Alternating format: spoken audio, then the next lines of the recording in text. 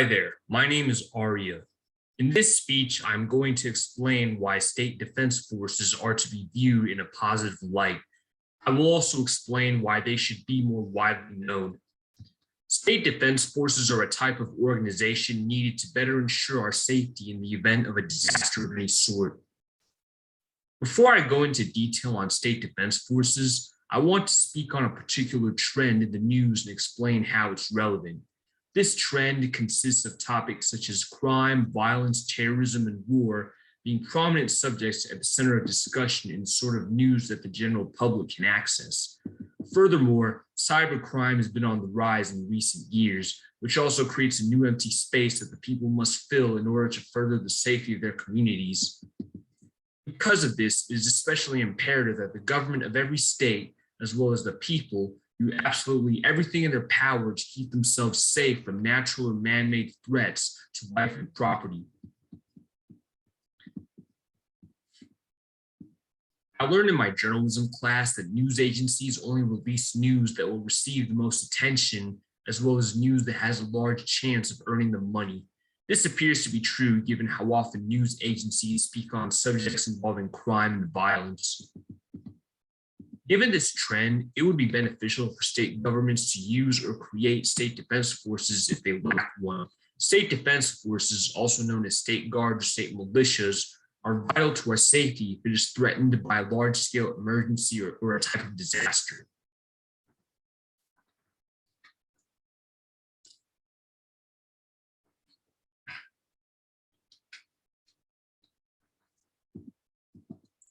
Some states have used such an organization with stellar results. In one example, according to Mimi Hall, a writer for USA Today, when the tall ships visited Ohio, state defense forces provided security for the Maumee River.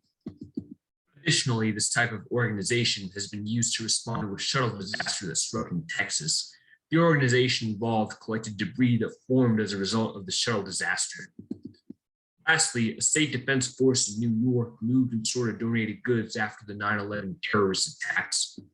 State defense forces in general have seen an increase in membership due to the fear of terrorism taking place on American soil, as well as general security concerns. Furthermore, a growing number of National Guard troops being deployed outside of the United States has only fueled the need for such forces.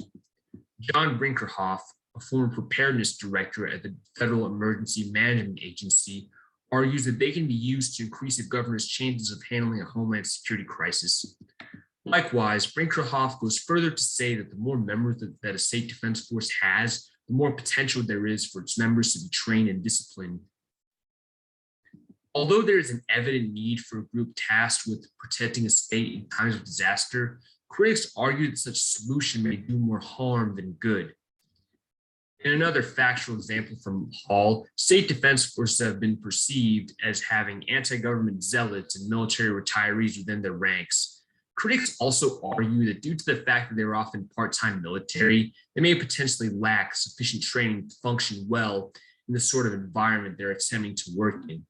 Part of their argument comes from the fact that many state guardsmen and guardswomen engage in mundane volunteer work as part of their role.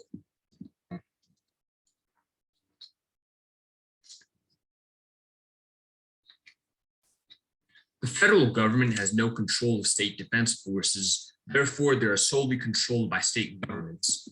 Due to the fact that state defense forces are a state-only matter, very few state governments issue payments to the members of their state militias. The ones that do issue payments, however, pay them directly using state-appropriated funds, according to James Carafano and Jessica Zuckerman, writers for Heritage.org. Although working in the state defense force may not be financially rewarding on a large level, it can be an excellent choice for those who want to serve their state. Sidney J. Friedberg Jr., an author who wrote about state defense forces, described them as a third line of defense in addition to the National Guard, a part-time military branch controlled by both their state government and the federal government, and first responders such as police and firefighters. State defense forces have always existed in the United States, but they were officially formed in the early 1900s to act as a temporary force to defend their states when the National Guard became mostly unavailable due to a large number of National Guardsmen deploying overseas, as well as fears of a direct attack. aimed at the United States from one of its enemies. After World War II, they went largely unused until President Reagan reinstated them as part of his National Defense Plan in the 1980s. They lost relevance after the Cold War ended and never regained their relevance until the 9/11 terrorist attacks took place. In spite of their legitimate reasons for existing, they are a very obscure branch of the military. In fact, some National Guard experts lack knowledge of their existence. Although very few people know about state defense forces, they should be viewed and treated with the same sort of respect as other military personnel due to their role as an additional layer of security for the citizens of the state. Furthermore, state defense forces can benefit states that do not have a state defense force despite being at high risk for natural or man-made disasters. Furthermore, a state guard can be more useful in responding to a disaster as opposed to the National Guard due to the familiarity its members may possess with the relevant area and resources. Communication with the locals of an area affected by disaster will be more effective when done by a state defense force rather than any foreign force, because locals tend to trust natives more easily than outsiders. Due to the changing needs of homeland defense in the United States, state defense forces have shifted from being largely made up of light infantry military police units to units trained specifically to prepare and respond to disasters within their state. In spite of this shift in focus, it would be constructive to use state defense forces as peacekeepers in the event of an armed rebellion. For example, one common goal that instigators of an armed rebellion have is to attract members of the population to their cause. Since state defense forces are made up of the local population of a state and are tasked with protecting the state in times of need, this would be detrimental to the success of an armed rebellion being carried out in a state that has a state defense force. Thus, armed rebels would have a harder time recruiting members of the population to their cause if some of the members of the population are already intent on stopping them. Statistics have shown that a state is 53% more likely to stop a rebellious threat if they deploy a state defense force. In conclusion, state militias are a cost-effective form of protection since they would be more competent in tasks such as targeting enemy combatants effectively while minimizing collateral damage, acquiring accurate intelligence, and being able to decapitate a rebel movement by eliminating its leadership. State guards are better for putting down an armed rebellion than military organizations that belong to the federal government. History has shown that actions taken by the military of a country to suppress violence being rolled out by an insurgent group have resulted in little favorable outcomes. The reason for this notable absence of victory is quite simple. Military forces who answer to a federal government do not have the familiarity of the land they would be traveling to in such a situation.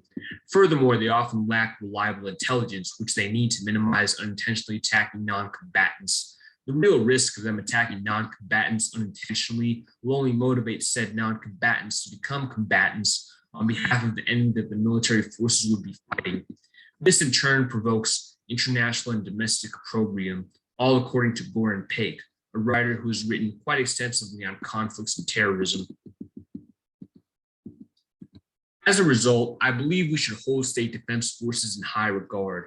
They may only be part-time workers, but their efforts to protect us could very well mean the difference between being able to maintain our safety and ultimately having it at the mercy of whatever disaster that may threaten our lives and property.